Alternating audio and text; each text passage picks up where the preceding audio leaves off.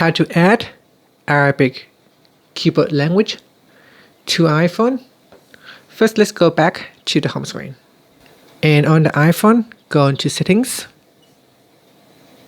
In Settings, scroll down and tap on General. After that, we scroll down and tap on Keyboard, then tap on Keyboards. Next, tap on Add New Keyboard, and then scroll down and select your Arabic keyboard language.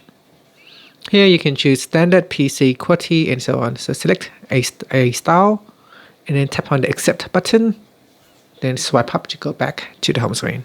Now if you bring up the keyboard here, you can touch and hold onto this emoji icon, and then select your Arabic keyboard.